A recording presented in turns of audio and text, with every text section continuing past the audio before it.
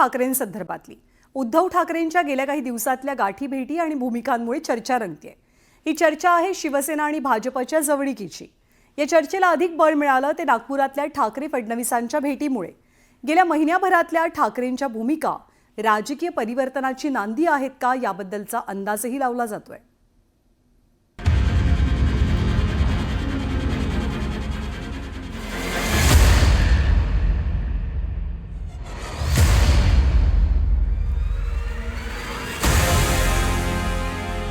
काल विधान भवनात झालेल्या एका भेटीची चर्चा चांगलीच तेजीत आहे.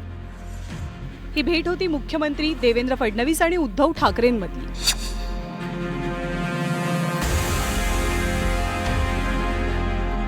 दोन 2019 पासूनची कटुता, एकमेकांवरती डागलेले टीकेचे बाण, शिवसेनेमधली फूट या सगळ्यानंतर जाहीरपणे झालेली या दोघांची ही तशी पहिलीच भेट. त्यामुळे भेटीनंतर राजकीय चर्चांचं वादळ घोंगावलं नसतं तरच नवल. या भेटीसोबतच निवडणूक निकालाच्या महिन्याभरातच ठाकरेंच्या शिवसेनेनं घेतलेल्या महत्त्वाच्या भूमिकांमुळे ठाकरे आणि भाजपच्या वाढत्या जवळीकीची राजकीय वर्तुळात चर्चाही रंगतेय. महाराष्ट्रात नवीन सरकार स्थापन झालं आहे, त्यांनी उत्तम प्रकारे राज्याच्या हिताचं काम करावं, महाराष्ट्राच्या मराठी माणसाच्या कल्याणाचं काम करावं असं शुभेच्छा देण्यासाठी माजी मुख्यमंत्री गेले असतील तर त्यात फार मोठी खळबळ माजण्याचं कारण नाही.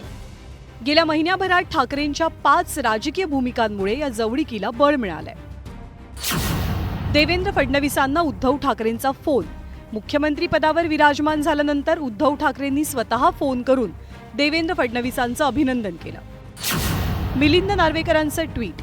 ठाकरेंचे विश्वासू आणि परिषदेचे आमदार मिलिंद नार्वेकरांनी 6 डिसेंबरला बाबरी मशिदीबाबत एक ट्विट केलं.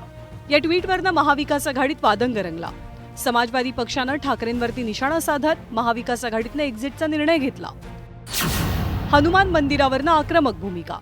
दादरच्या हनुमान मंदिर पाडकामासंदर्भात रेल्वेच्या नोटिशीविरोधात ठाकरे आक्रमक झाले. आदित्य ठाकरेंसह शिवसैनिकांनी मंदिरात महाआरती केली. सावरकरांवरनं ठाकरेंचा सल्ला. विधानसभेच्या अधिवेशनादरम्यान ठाकरेंनी थेट राहुल गांधींना सावरकरांवरनं खडे बोल सुनावले. ठाकरे आणि फडणवीस भेट. हिवाळी अधिवेशनात उद्धव ठाकरे आणि आदित्य ठाकरेंनी आवर्जून देवेंद्र फडणवीसांची भेट घेतली आणि या भेटीमध्ये खेळीमेळीचं वातावरण होतं. पण ठाकरेंनी सुरू केलेल्या भेटीगाठी सत्रावर एकनाथ शिंदेंनी बोचरी टीका केली आहे. त्यांना एवढं लोकसभेच्या विजयानंतर एवढे हुरळून गेले होते की त्यांनी मंत्रिमंडळाचं वाटपही केलं होतं आणि म्हणाले आम्ही तुम्हाला सगळ्यांना जेलमध्ये टाकू.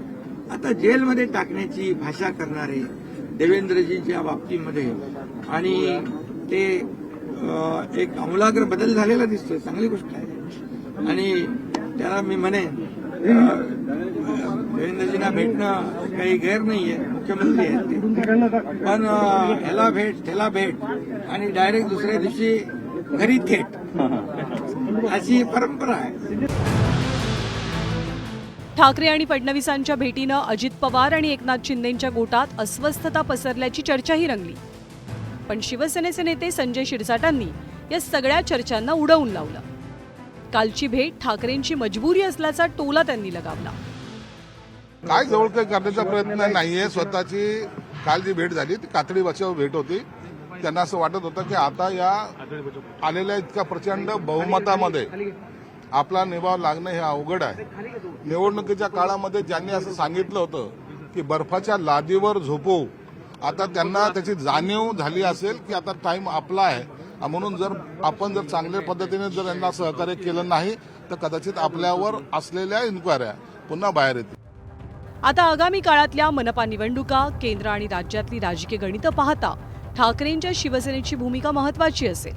ठाकरेंनी अलीकडच्या काळात घेतलेल्या राजकीय भूमिका बघता ही भविष्यातल्या राजकीय परिवर्तनाची नांदी तर नाही ना, याच्या चर्चाही जोर धरतायत. Bureau report, news 18 Lokmat.